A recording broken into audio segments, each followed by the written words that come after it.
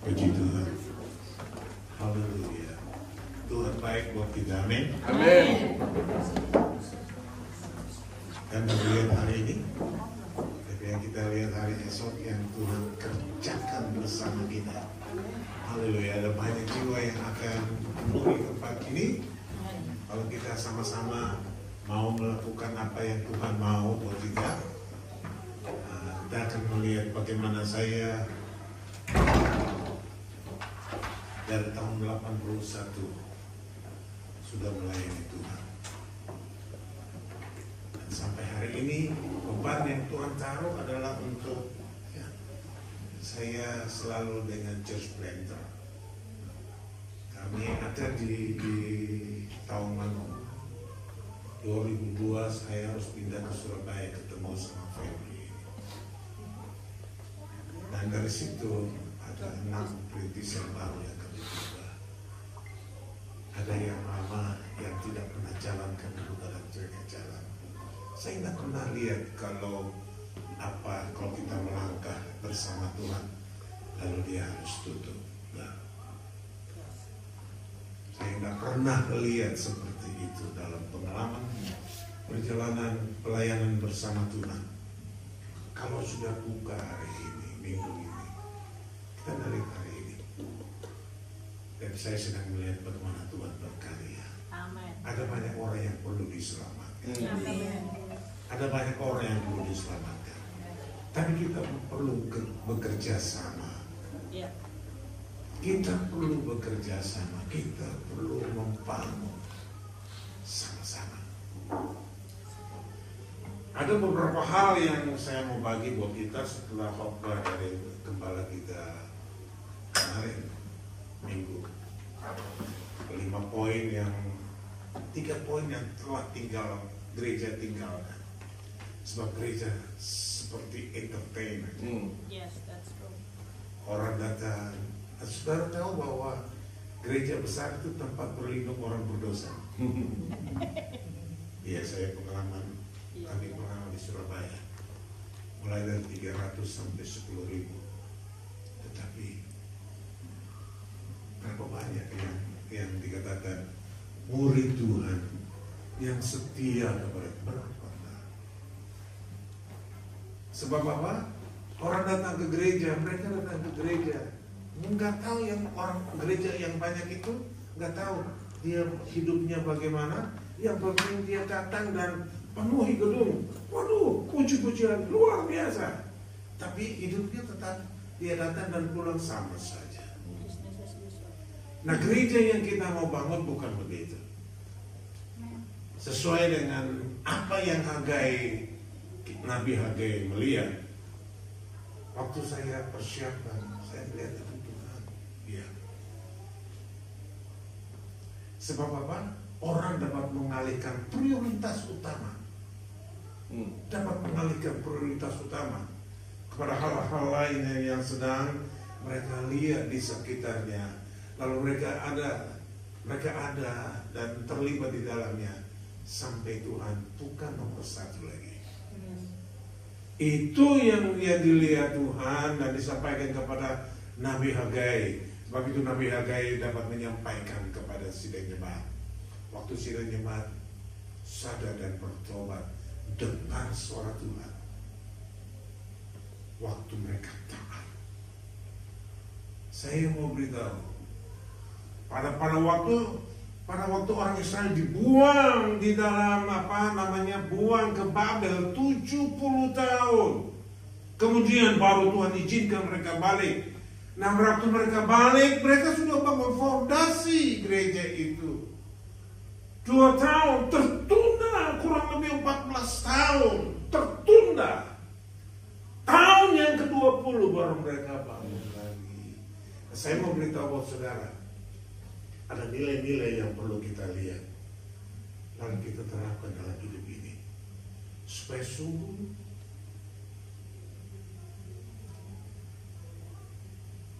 ya boleh ditampilkan ya, supaya betul-betul waktu kita hidup dengan Tuhan, waktu kita melayani, haleluya, Tuhan terlibat. Saudara tahu bahwa melayani Tuhan itu dihormati Allah.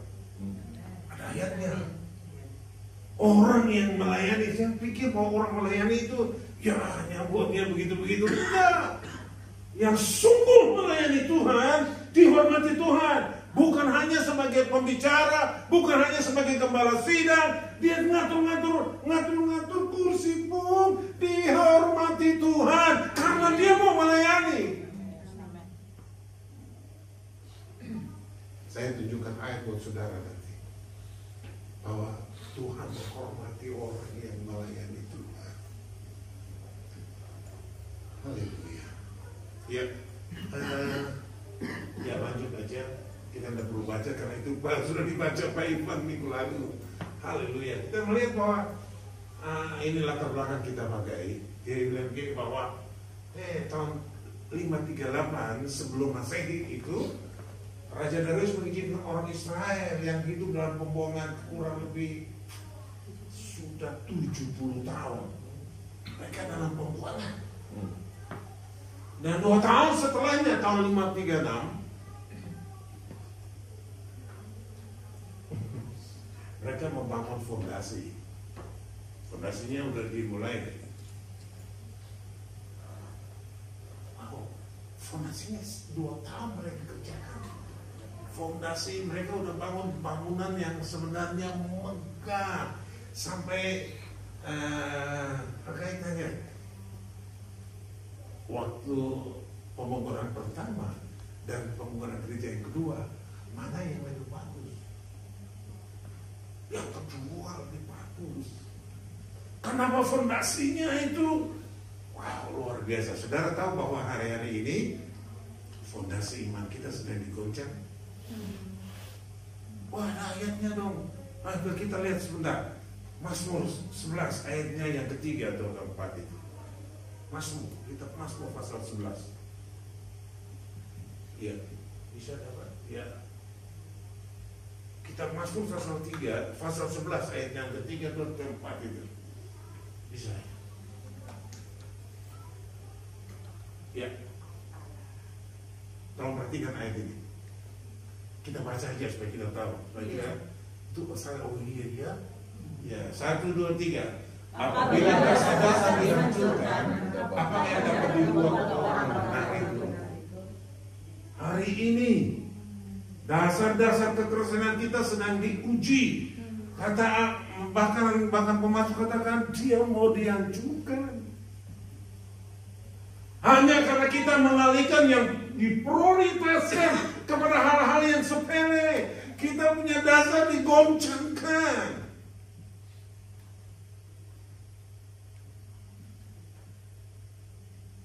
Kalau betul-betul digoncangkan, saudara, gimana? Terus rindu, saya masuk surga. Surga yang mana kita tuju? Surga yang mana kita tuju?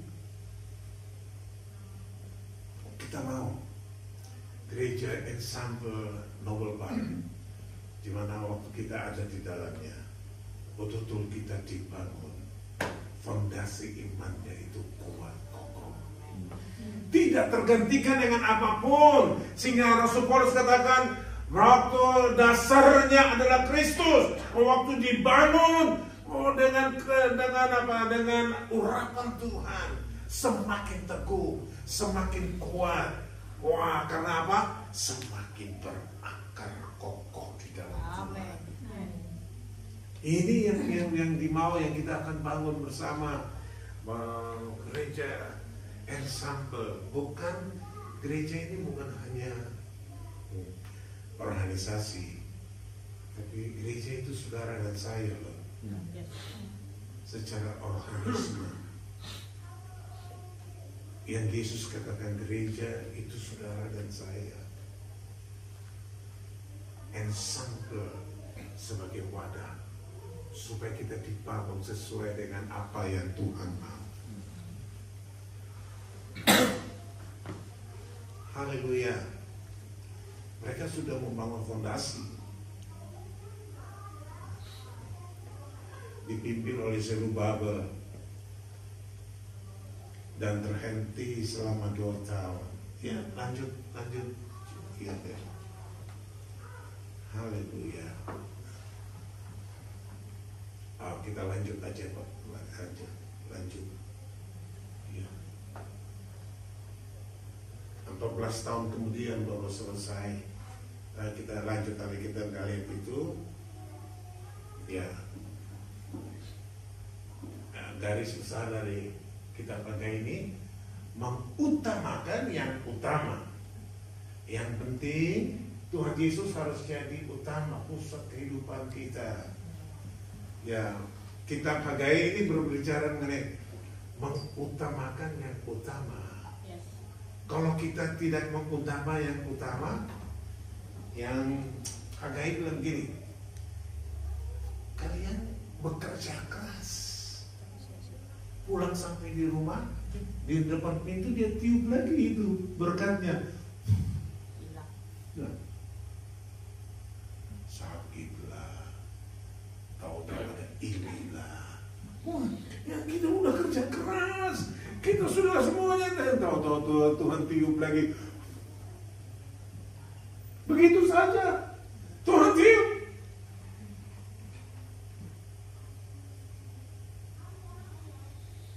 Kenapa? Tidak mengutamakan Tuhan. Kalau kita mengutamakan Tuhan, baru kita akan melihat Tuhan terlibat di dalamnya. Tuhan campur tangan di dalamnya. Haleluya. Kita mencapai apa yang Tuhan mau. Sebab itu dia bilang ini, carilah dulu kerajaan Allah dan kebenarannya. Nah, kerajaan Allah itu maksudnya apa? Maksudnya Tuhanlah yang jadi pemimpin hidup ini. Kalau Tuhanlah yang menjadi pemimpin hidup ini, Dia yang mengatur hidup ini, Dia yang menuntun hidup ini, dan kita hidup di dalam kebenarannya, pasti saudara akan nikmati apa yang Tuhan janjikan buat kita. Haleluya. Kita lanjut, saya lanjut. Ya, haleluya. Ya, ini dia yang perlu kita perhatikan ya saudara. Ini penting. Pentingnya mempertahankan hal utama dalam hidup ini. Sebab apa? Waktu kita memprioritaskan Tuhan dalam hidup ini, itu sangat mempengaruhi apa saudara? Sikap. Gaya hidup kita, dia sangat mempengaruhi. Coba kalau kita cuek-cuek, mempengaruhi enggak? Gaya hidup kita cuek dengan Tuhan, cuek dengan bukankah saya tadi sangat diberkati dengan bapaknya Pak Ivan, bahwa kalau kita kerja dengan kemampuan kita bisa nggak? Bisa. Mencapai apa yang kita mau bisa nggak? Bisa. Orang terkaya dunia bukan anak Tuhan menurut survei. Loh, itu berarti dia kerja dengan kekuatannya sendiri. Tetapi kalau anak Tuhan, dia kerja dan dia menikmatinya, saudara. Dia menikmati orang. Tadi poinnya yang saya nangkap dari Pak Ivan adalah gini, orang kaya, tapi dia menikmati enggak? Jangan-jangan sampai dia udah kaya tetapi aduh, yang ini tidak boleh makan, itu tidak boleh minum, tidak boleh ini. Padahal kalau kita bebas menikmati apa saja karena kita menikmati Tuhan. Tuhan ada di dalamnya, amin. Nah, kalau kita memprioritaskan Tuhan, itu akan mempengaruhi sikap kita, gaya hidup kita.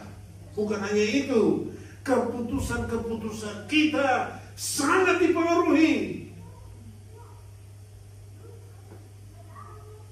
Ibu saudara, kalau kita hidup di dalam kebenaran, keputusan kita sesuai kebenaran. Saya tanya dulu, kita hidup kan tiap hari mengambil keputusan. Nah, keputusan kita menurut kita sendiri atau kita ambil dari kebenaran firman Tuhan? Kita terbiasa dengan memutuskan sampai hal yang rohani pun dianggap.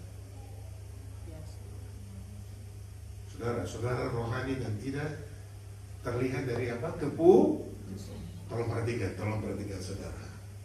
Ini penting. Saudara dianggap rohani, saudara dianggap biasa, saudara dianggap dewasa pada waktu kita memutuskan sesuatu. Nah, waktu kita memutuskan sesuatu itu sesuai kebenaran. Haleluya. Maka Tuhan dipermuliakan dengan hidup ini. Kita sendiri merasa aman di dalamnya. Bukan keputusan, pengabdian kita. Pengabdian kita ini melayani. Saudara, saya suka dengan kata Pak Abdi. Kata Abdi itu saya belajar waktu kami di Tauma.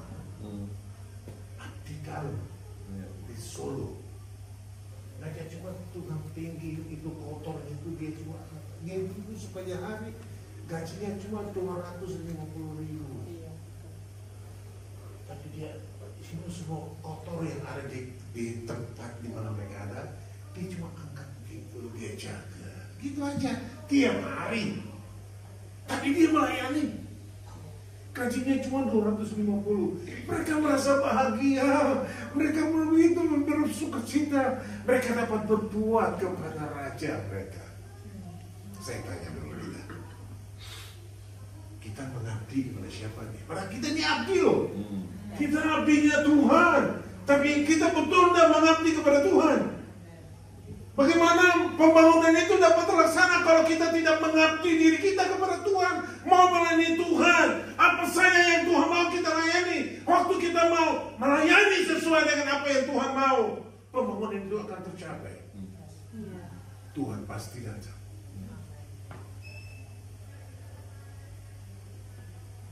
Hari ini kita pikirkan, saya sudah mengabdi belum?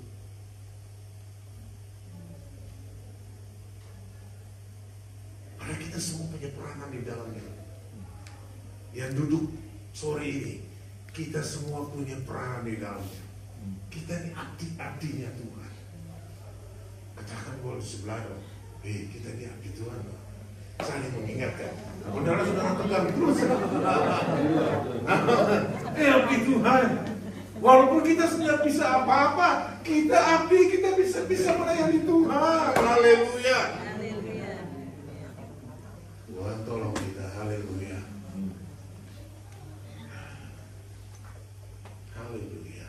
Bahkan bukan itu.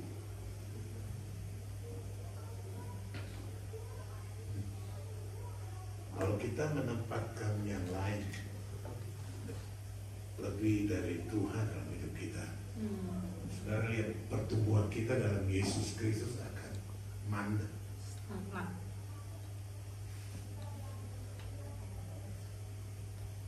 Stagnan. Kelihatannya masih ke gereja. Hahaha. Dan semuanya, wih, dia rajin ke gereja. Tapi dia bertumbuh kan?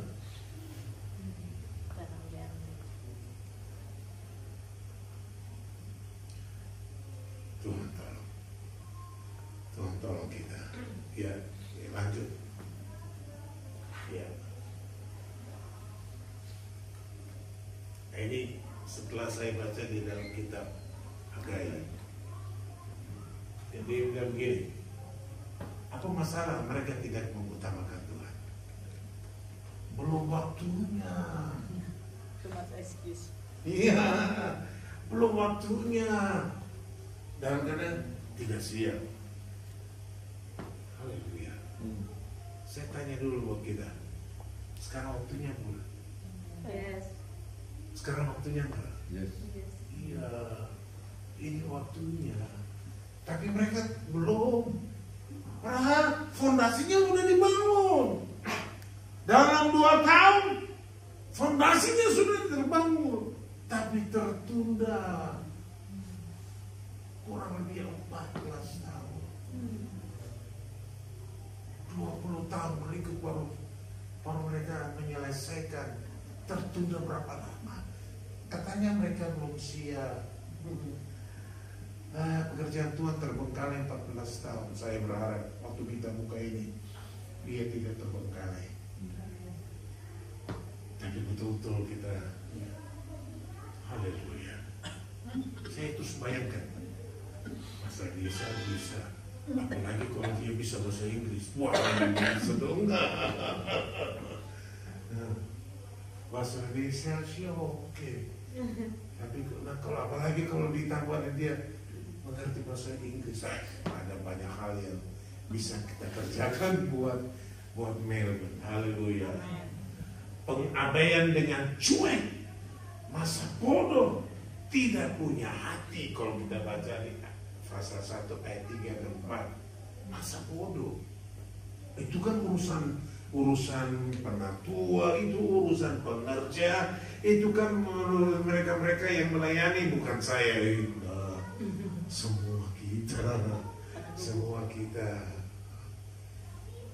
kalau kita mengerti ini, maka kita akan bergandeng tangan. Pepatah di luar berkata begini, ringan sama dijinjing, berat sama dipikul. Kalau kita kerjakan itu bersama, gak ada sesuatu yang berat. Saling mengingatkan, saling menguatkan. Haleluya, kita akan kerjakan. Kita belum banyak buat, baru 2 minggu. Kita belum duduk bersama berdoa lagi supaya jiwa-jiwa ini Tuhan kirim. Saudara, boleh bayangkan ada sejarah mencatat seperti ini. West dijungkir balik Tuhan sampai Eropa, bahkan sampai ke Indonesia dijungkir balik. Itu dimulai dengan 7 janda. Dan tercatat itu janda. Mereka mau pikir kebangkitannya pada tahun 4. Itu kebangkitan luar biasa, kegerakan rohani. Nah, dimulai dengan 7 janda. Dimulai dengan 7 janda apa? Pada waktu orang lain sedang tidur enak, orang sudah tidak peduli gereja. Setiap Sabtu Minggu orang pantai penuh. Setiap Sabtu bioskop penuh. Orang tidak peduli gereja. Tapi 7 janda yang mengasihi jiwa-jiwa. Mereka berdoa. Tahun berikut, apa yang jadi? Orang yang lagi naik sepeda, dia mepetkan sepeda dan dia nangis, ampuni saya. Loh, gak ada penginjilan. Kota versi jungkir balik Tuhan. Lalu dari situ Inggris dijungkir balik, Jerman dijungkir balik, Eropa dijungkir balik, barulah sampai ke Indonesia. Dimulai dari siapa yang peduli? Kalau kita lebih, kalau kita peduli sama-sama, mudah buat Tuhan melangkah. Dari hati kita yang menyatu, sama-sama berdoa supaya Tuhan selamatkan ini Melbourne. Ada banyak hal yang kita perlu doakan. Kalau dengar tadi dari khotbah dari Pak Ivan, saya bilang, oh iya, wow, kerja keras di sini itu pun sudah menjadi arahnya mereka. Wow, kaget saya. Oh iya, bukankah gereja juga mengiyakan silakan kerja? Sebab kerja adalah bagian dari ibadah. Tapi jangan lupa Tuhan bilang gini, kuduskanlah hari Sabat. Jangan lupa itu. Jangan lupa itu, hari Sabat dikuduskan. Waktu kita mempersiapkan hati kudus buat Tuhan, Tuhan saja menguduskan hari Sabat. Waktu dia kerja, dia buat semua. Waktu dia lihat semua baik, dia katakan semua baik.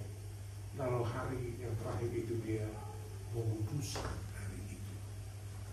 Sampai hari ini Tuhan bilang, oh kuduskanlah hari Sabat. Saudara ke gereja itu karena saudara cinta Tuhan atau karena saudara store muka? Ini penting. Sebab ini sudah menjadi gaya hidup.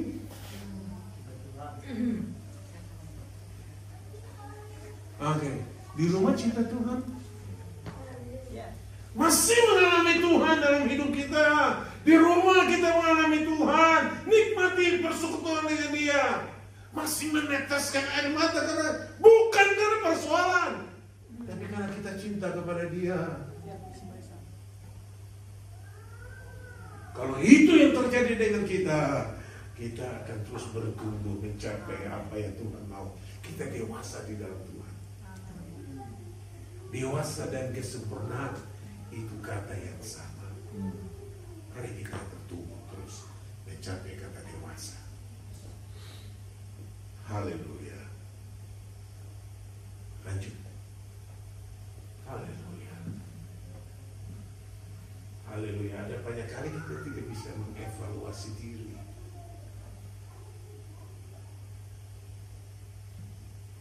Aduh, memang waktu kita berhadapan dengan orang, hal yang paling buruk terjadi apa ya?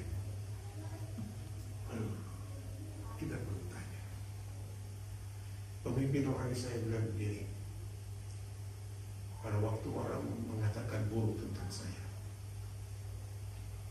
ingat bahwa itu suara Tuhan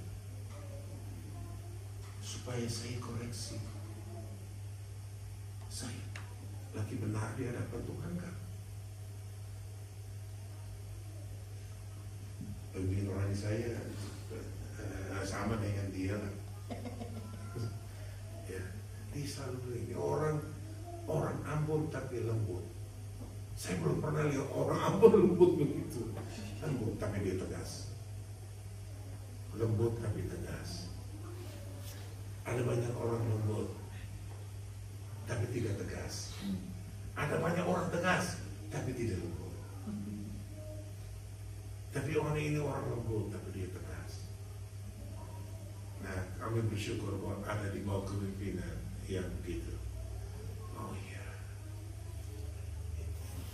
Waktu yang buruk datang buat kita, koreksi dong. Iya ya. Jangan saya yang salah. Jangan pernah bereaksi salah.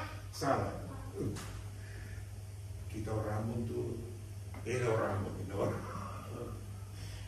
pada waktu kita benar lalu dikatakan salah, wih, si jual kita beli, dia harusnya sembarang. Dia rasa benar kok. Tapi Tuhan bilang begini, koreksi, jangan sampai apa yang dia katakan mungkin yang betul, tapi hari itu posisi saya tidak benar. Kalau posisi saya tidak benar, kita perlu koreksi, berbalik kepada Tuhan, dan tidak perlu bereaksi salah kan? Selalu kita bereaksi salah, kita belum mengevaluasi diri. Haleluya. Tuhan baik, Tuhan baik, Tuhan baik. Amin, Tuhan baik. Amin. Haleluya. Kita lanjut, saya cepat aja buat kita. Oke. Nah, ini jalan keluar. Saya suka dengan jalan keluar. Jalan keluarnya beli naik ke gunung. Dugaan apa di gunung? Nanti ada yang baru bawa kayu, bawa semua. Tapi yang pertama naik ke gunung. Mazmur 15 kalau tidak salah, orang yang ada di tempat itu orang yang suci tangannya, bersih tangan, hatinya beres, mereka hidup berkenan kepada Allah. Gunung berbicara dengan hadirat Tuhan. Bagaimana kita masih nikmati hadirat Tuhan? Halo. Ada hadirat yang palsu loh. Betul. Ada hadirat yang palsu. Kalau kita ada di sana kita rasain iya itu Tuhan. Tapi orang yang hidup takut akan Tuhan, bersih tangannya, bersih hatinya, haleluya, dia akan menikmati hadirat Tuhan. Waktu dia menikmati hadirat Tuhan, haleluya, terjadi keupahan yang Tuhan kerjakan dalam hidupnya. Sebab itu dia bilang, naik ke gunung Tuhan, cari Tuhan. Jemaat, dari awal kita sudah diajar untuk terus ada di hadirat Tuhan. Cari Tuhan, bangun hubungan yang intim dengan Tuhan. Itu continue tiap-tiap hari. Doa kita bukan 5 waktu, saudara. Doa kita mungkin cuma 15 menit, tapi kami menikmati Tuhan. Doa itu bukan laporan. Doa di sini adalah bergumul dengan Tuhan, menikmati Tuhan. Ini yang saya kerjakan tiap hari. Nikmati Tuhan, nikmati Tuhan. Kalau itu terjadi dengan kita, saudara semakin mengenal Tuhan. Kalau kita mengenal Tuhan, gaya hidup kita pun berbeda. Haleluya.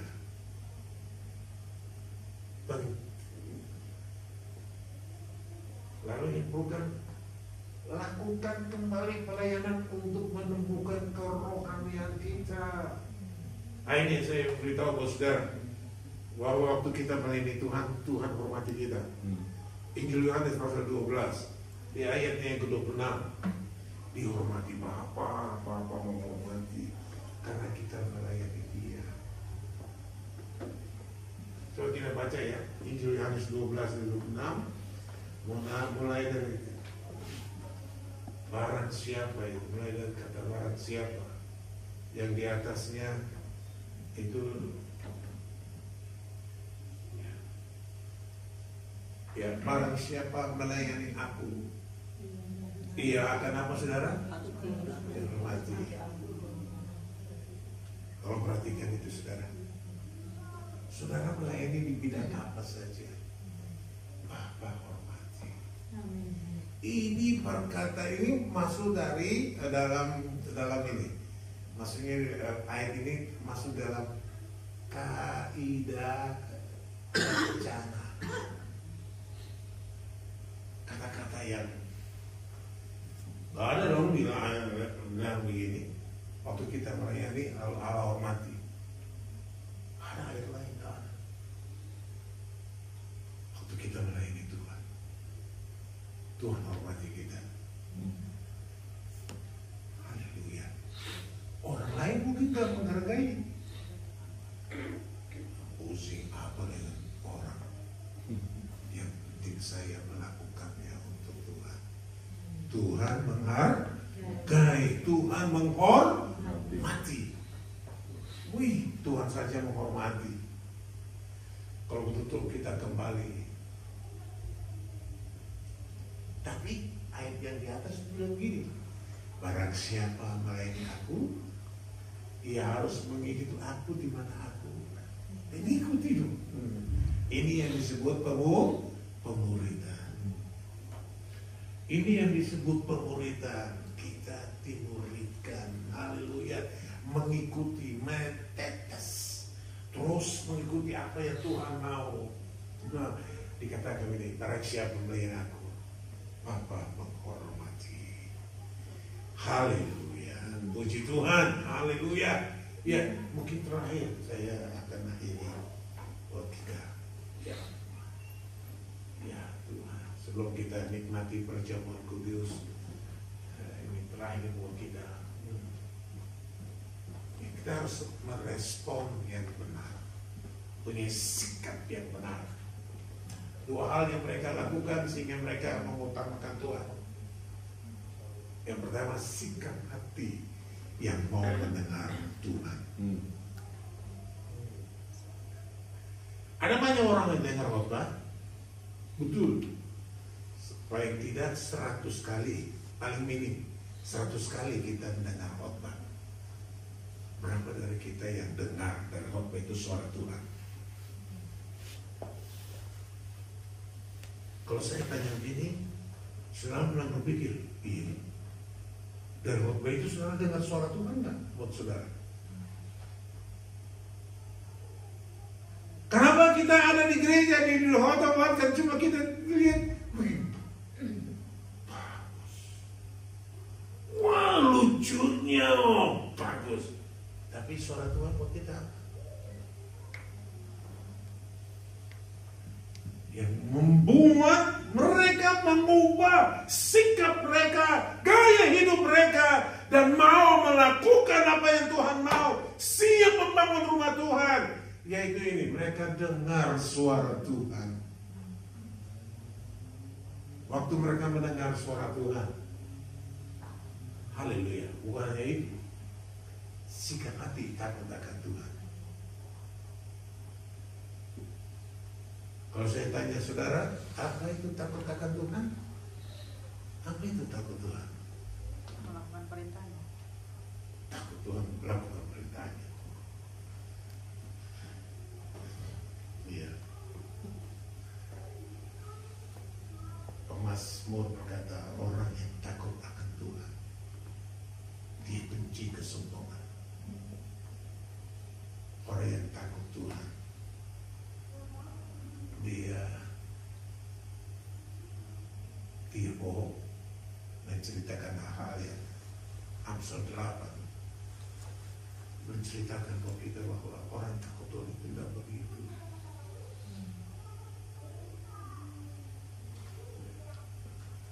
Kita ini berpikir baru omong atau omong baru berpikir. Kalau perhatikan jemaat, Berpikir dulu baru ngomong. di dalam hidup kita hari-hari, berpikir baru ngomong atau ngomong baru pikir. Kalau emosi, oh tergantung. Ada tergantung pada waktu emosi. Dan saudara, saya beritahu seperti ini. Kalau kita mau hidup takut Tuhan, kita akan ngomong. Kalau kita sudah berpikir, wah ini jawabannya seperti orang takut Tuhan. Tuhan tolong kita betul-betul supaya kita belajar hidup takut Tuhan. Sehingga Rasul Paulus katakan ini, apa saja yang kamu buat, buatlah seperti untuk Tuhan. Nah saya mau tanya buat saudara, waktu kita buat itu untuk Tuhan, waktu kita ngomel-ngomel, maki-maki, cubit, itu seperti untuk Tuhan atau apa?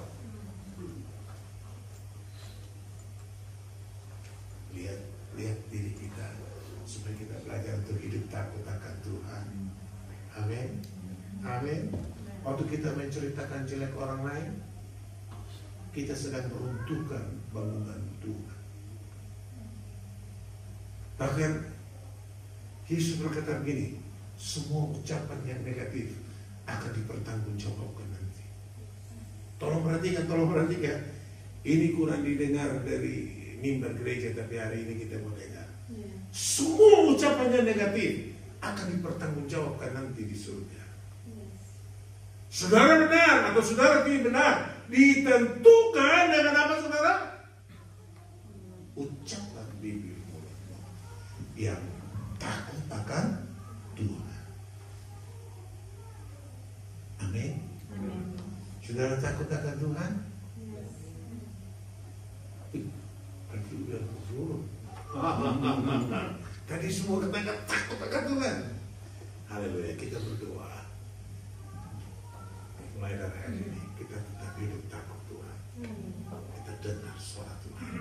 Dan waktu kita melakukannya, kita sedang menyenangkan hati Tuhan kita. Amin. Nah, kita tunduk kepala, kita berdoa. Saya serahkan buat Bapak kepala. Haleluya. Haleluya. Kita bangkit berdiri sama-sama ya. Haleluya.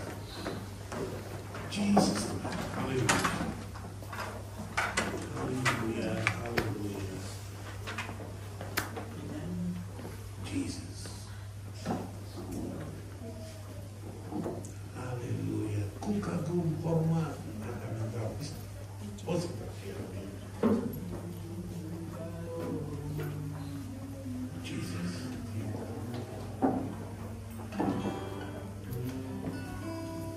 Ya Tuhan, tiap jam ku memerlukan Engkau.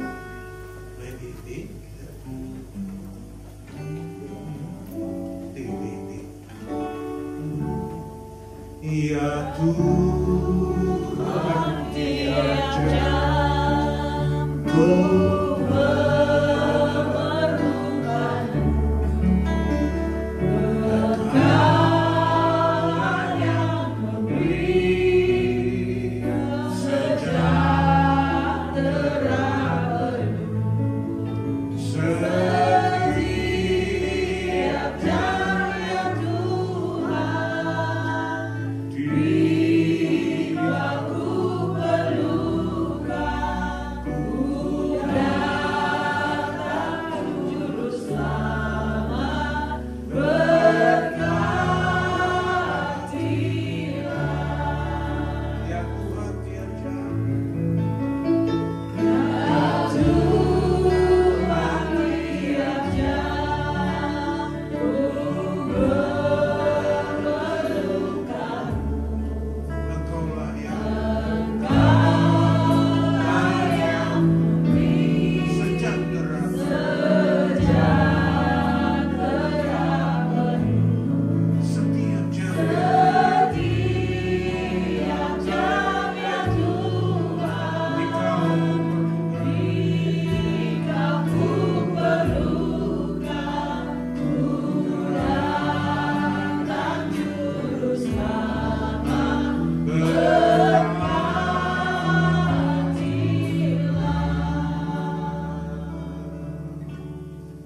Tuhan memberkati kita. Amin. Waktu kita hidup takut Tuhan. Yes. Mari kita menyanyi karena kita buka hati. Kita tahu bahwa saya tidak takut Tuhan. Saya selalu salah. Sebelum kita makan dan minum dari tubuh dan darah Yesus, yang kita datang kepada Tuhan. Haleluya. Haleluya. Hamba berdoa dalam nama Yesus untuk sidang jemaat. Hari ini dengar akan kebenaran firman Tuhan. Hamba berdoa kalau mereka salah dengan kata-kata mereka, salah dalam tindakan mereka, perbuatan mereka, hamba mohon ampun kepada Tuhan. Ampuni salah dan dosanya. Jadikan mereka baru lagi. Amin. Waktu mereka nikmati hubungan dengan makan dan minum, hargai tubuh dan darah Yesus. Haleluya, darah Yesus menyucikan mereka lagi. Haleluya, Tuhan pulihkan mereka lagi. Jika hubungan dengan Tuhan semakin intim, semakin dekat. Kau menyerahkan sebagai jemaat dalam tangan. Amin. Dalam nama Yesus